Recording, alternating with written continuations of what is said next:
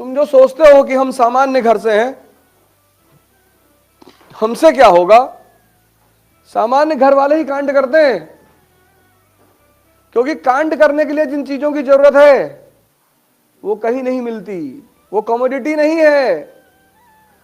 कांड करने के लिए जरूरत किसकी है? साहस की। कहां खरीदोगे? कांड करने के लिए जरूरत है किसकी? विजडम की। बिकती ही नहीं।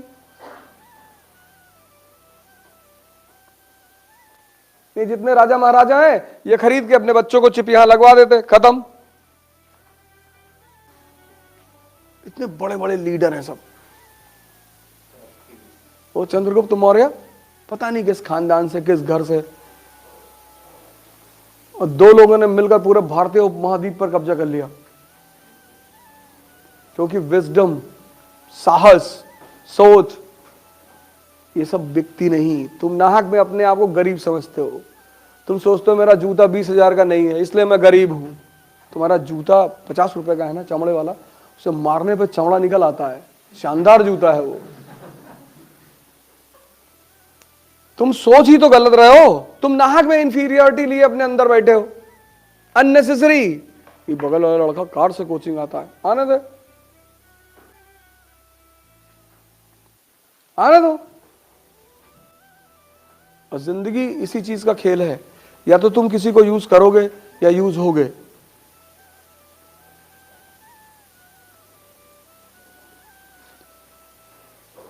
अगर तुम दोनों नहीं होना चाहते हो तो हरिद्वार चले जाओ। मैं तुम्हारी चॉइस, हरिद्वार सही जगह है। इस जीवन में या तो तुम यूज करोगे और या यूज होगे। तुम आईएएस बन गए, तुम अपने सबऑर्डिनेट अधिकारी को हुक्म दे हुए कि बच्चे आ रहे हैं लंदन से, देख लेना सुबह जी, और वो मार्केटिंग करा देना हमारे बच्चों को। और छोटा वाला बच्चा कुछ घड़ी बता रहा था 70-80 हजार की, अरे साहब वो हो जाए, कोई रे साहब। तुमको तुम्हारा बॉस फोन कर देगा, home minister of the state, कहाँ हो साहब? दिल में है आपके? अबे दिल में रहने की जरूरत। जो सिर्फ यूज हो रहा है वो फ्रस्ट्रेटेड है, रिक्शा वाला, वो किसी को यूज नहीं कर पा रहा है। बुद्ध ने कहा हम इस गेम में नहीं पड़ेंगे, ना हम यूज होंगे ना हम करेंगे, बोले निकलो यहां से। तो बुद्ध इस खेल से बाहर हो गए। सिद्धार्थ,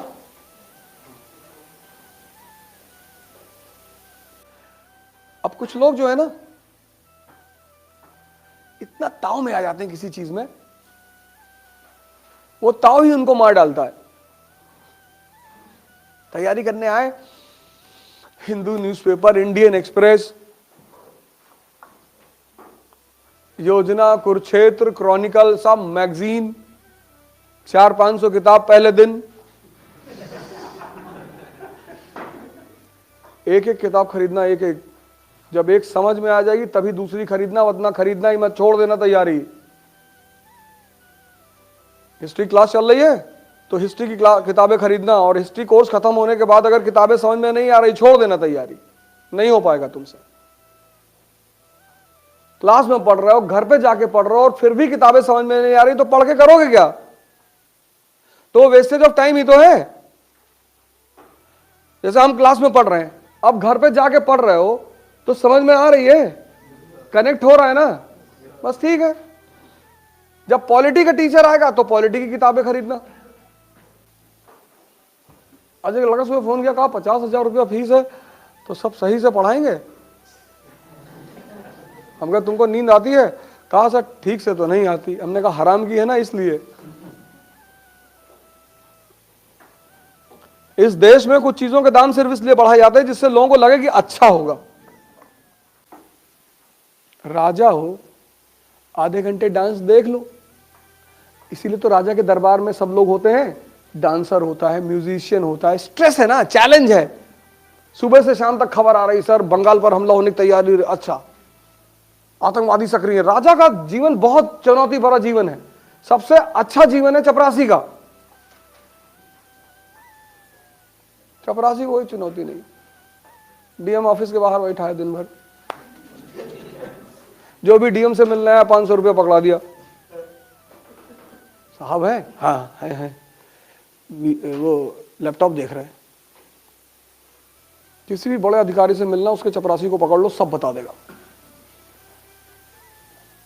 उसकी चॉइस बता देगा, उसकी जरूरतें बता देगा।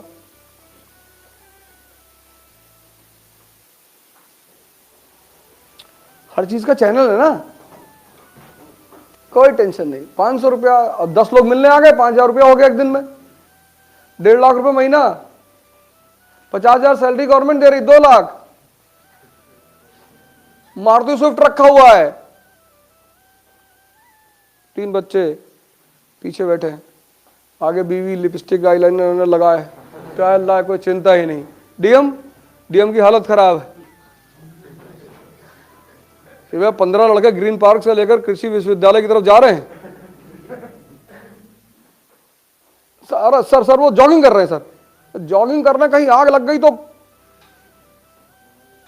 एसपी सोते थोड़ी है बेचारे,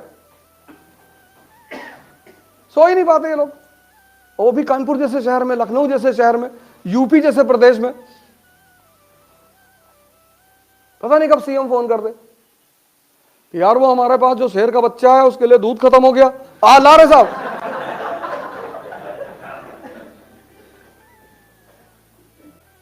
तुम भगवान के आशीर्वाद से आईएएस बनो तो तुमको हमारा चेहरा बहुत याद आएगा कि यार बहुत सही कह रहा था मास्टर, तो जिंदगी बर्बाद हो गई यार। ये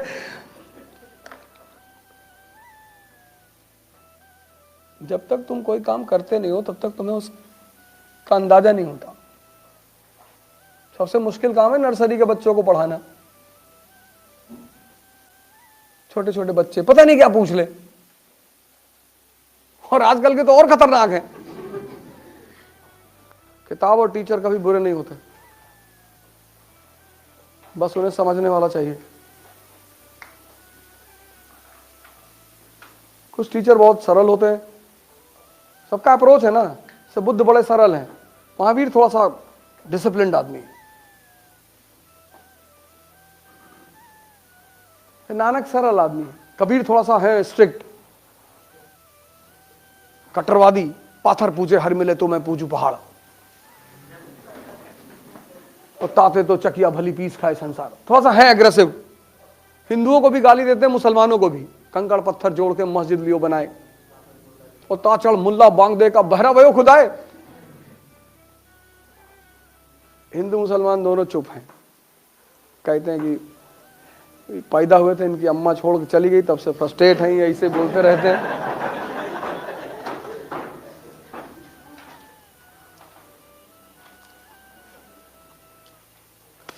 और आदमी बैठा कहां हुआ? बनारस में। बनारस ब्राह्मणवाद का केंद्र है। इस देश में उदारवादिता देखो, इस देश के लोगों की उदारवादिता देखो। जीसस ने कहा था मैं भगवान का बेटा हूं, क्रूसीफाई कर दिया। भगवान के बेटे हो तुम? यहां हर साल कोई कह देता मैं भगवान हूं, पब्लिक कुछ कहती ही नहीं, मजा लेती। और भगवान जी चक्र नहीं लाए अब की बात? अच्छा जैकेट में रखे हो। वो पांडा साहब थे ना, पुलिस अधिकारी, जो राधा बन गए थे, 6-7 साल पहले की बात है। वो राधा बन गए थे कि मैं राधा हूं, तो सीतापुर के एसडीएम ने कहा मैं कृष्ण हूं। तो मुलायम सिंह यादव जी सीएम थे, बोले यार सारे समस्या सॉल्व हो गई, दोनों को मिला दो, कहानी खत्म।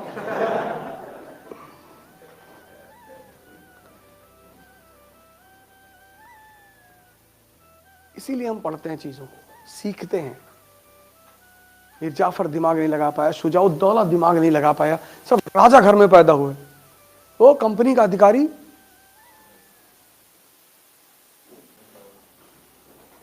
अभिमन्यु, अर्जुन, दुर्योधन, ये पात्र जो है ना, ये आपके लिए शिक्षा है। दुर्योधन जिद्दी, सुनना ही नहीं किसी की, किसी की तो सुनो यार। ये कहानी नहीं है, ये तुम्हारे लिए एग्जाम्पल्स हैं कि तुम इनमें से देख लो किस में खड़े हो। सुनना ही नहीं।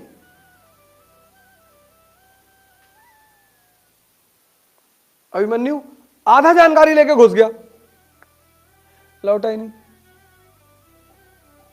अर्जुन, उसके पास हर ह्यूमन बीइंग एक चीज का परमानेंट शिकार रहता, हर ह्यूमन बीइंग।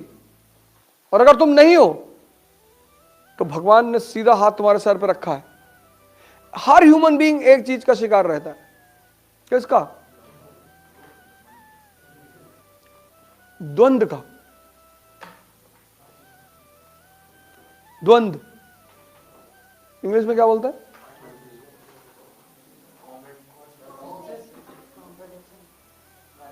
इंटरनल कॉन्फ्लिक्ट,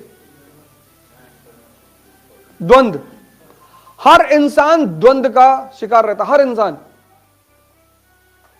और छोटी छोटी जगहों पे, तुम गाड़ी खरीदने गए स्कॉर्पियो, और तुम्हें तुम्हारा दोस्त वहां मिल गया, और तुम व्हाइट रंग की लेने गए थे, मिल गया वो, व्हाइट रंग की स्कॉर्पियो ले रहे हो, व्हाइट कलर साला कफन का कलर है यार, तुम भी व्हाइट कलर का ले रहे हो, ब्लैक कलर का ले रहे हो, और पीछे लिखा हो महाकाल।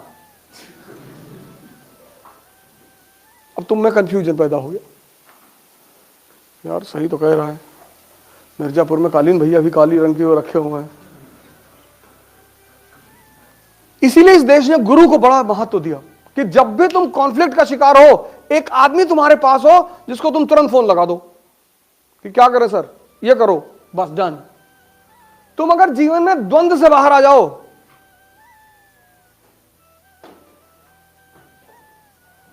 ,95% लोगों को द्वंद खाया जाता है। ऑप्शनल क्या रखें? ऑप्शनल तुम जर्मन रख लो। अरे सर, और एक दिन पूछे तो ठीक है, पिछले 6 महीने से पूछ रहे। सोशलॉजी सोचे थे, लेकिन बबलू भैया को नंबर ही नहीं मिल रहा, 4 बार से दे रहे हैं। बबलू भैया यूपीएससी के एम्बेसडर हैं।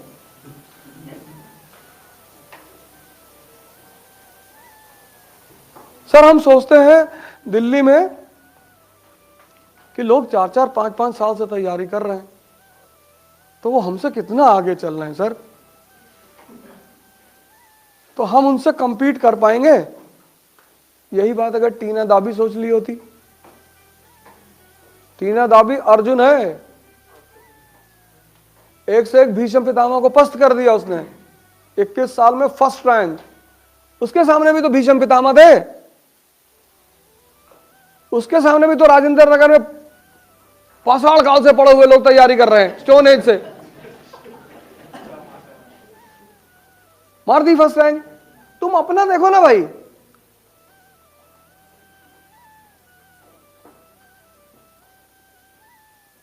ये मजा लेता है तुमसे, तुमसे बाहर कोई मजा नहीं लेता, यही लेता है। ऐसे एक विचार फेंक देता धीरे से, ये ले, मान लो यूपीएससी बंद हो गई 5 साल बाद, तब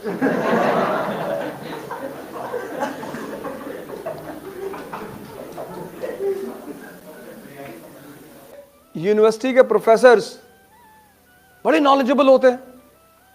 अभी कोई यूनिवर्सिटी का प्रोफेसर हिस्ट्री का आ जाए, वो तुम लोग को इतना पढ़ा दे कि तुम कोमा में चले आओ।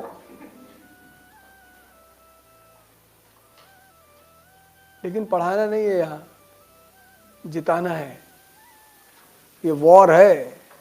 इसीलिए सिविल सर्विस की फील्ड में, कोचिंग की फील्ड में आज तक कोई प्रोफेसर सक्सेसफुल नहीं हुआ।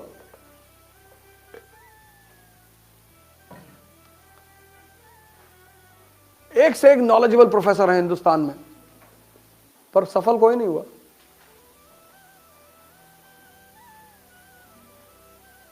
माजिद हुसैन सर कितना बड़ा नाम है ज्योग्राफी में, था 30-30 किताबें उनकी बाजार में, सब उन्हीं की किताब से पढ़ाते। लेकिन माजिद हुसैन सर का कभी 100 से बड़ा बैच नहीं बना, और उनके स्टूडेंट का 2000 का बैच, 2500 का बैच।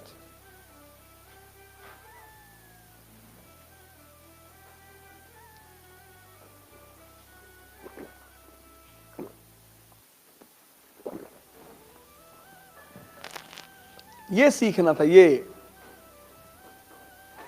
कि किसी व्यक्ति को, तुम तो होते तो शाह आलम को भगा देते, ये मरा हुआ आदमी, भगाओ इसको।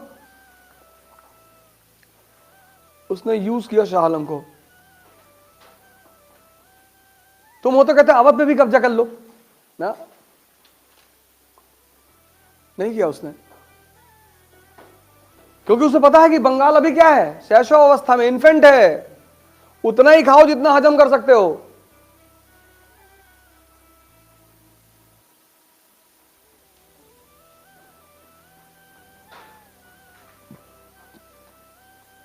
एक आदमी ने तपस्या किया तो भगवान शंकर प्रकट हुए, तो उस आदमी से पूछे क्या चाहते हो? कहा बाबूजी खेत चाहते हैं। कहा जाओ आज सूरज ढलने तक जितना इलाका तुम कवर कर लोगे वो सब तुम्हारा। वो चलता रहा दिन भर, जब सूरज ढलने लगा तो बोले जितना कवर करके लौट आओगे उतना तुम्हारा। अब यहां से इटावा चले गए सूरज ढलने तक, अब लौटे कैसे? रनिया चले जाके लौट आते, कुछ तो मिलता।